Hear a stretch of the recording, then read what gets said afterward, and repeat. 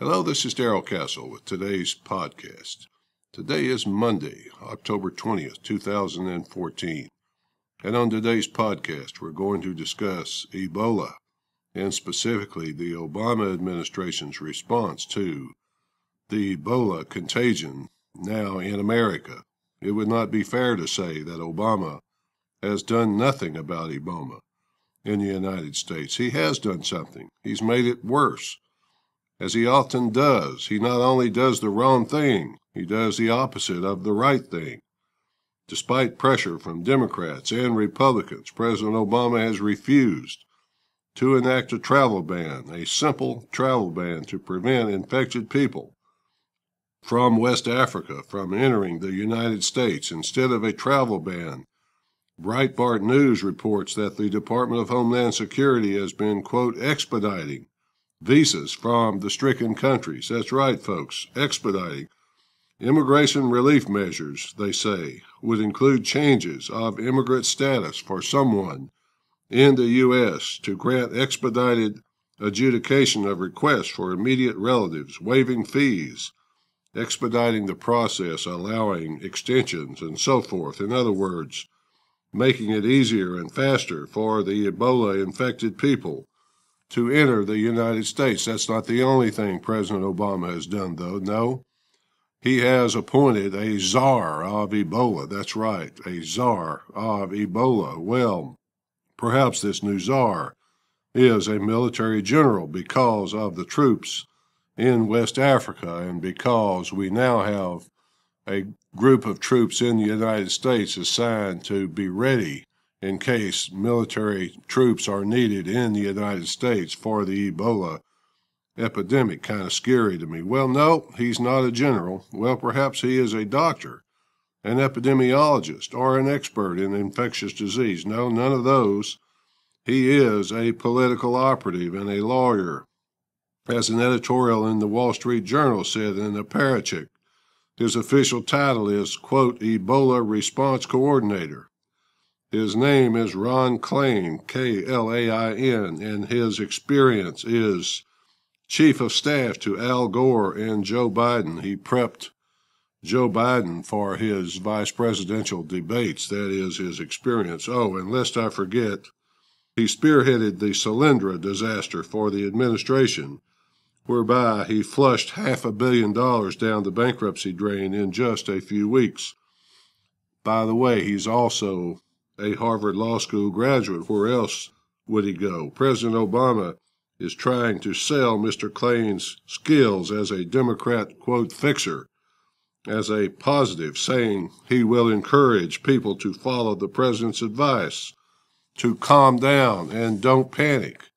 In my view, it is very, very hard not to panic, facing 2 more years of Obama's destructive incompetence. It is hard to watch America as it descends into third world status. It's all so tiring, though, so the president needed some relaxation after the hard work of appointing Ron Klain, so he played a round of golf on Saturday and held his Ebola meeting at night. He convened the national security and public health teams on Saturday night to update him. Everyone was there, everyone except the new Ebola czar, Ron Klain, who was absent for the second straight meeting since his appointment. Mr. Obama obviously senses a serious crisis developing. No, not that kind of crisis, not a lethal disease loose in the United States, but a crisis of political perception. He fears that the American people may actually see the truth. So Mr. Klain is on board to make sure people believe in the lies.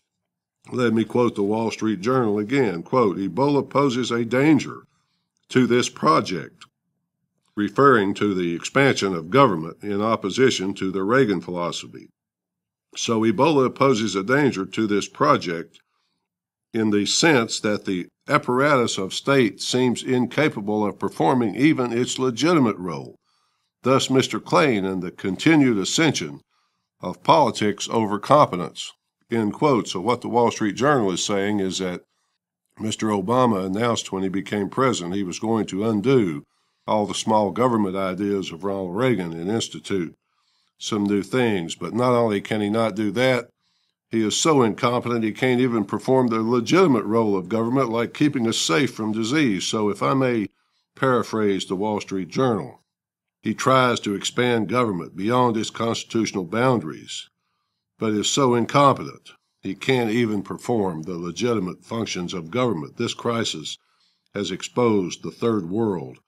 That is now what America has become under this president. Even the vaunted CDC, the Center for Disease Control, has been exposed as incompetent. And respected head Dr. Tom Frieden, just another government propagandist. Our hospitals have no Ebola protocols in place, despite the onrushing epidemic. Even after 30 hours in the hospital, with the word Ebola on his chart, Thomas Duncan had not been moved to intensive care, thus exposing nurses and other health care workers. The first time Mr. Duncan came to the hospital with a fever, he was sent home.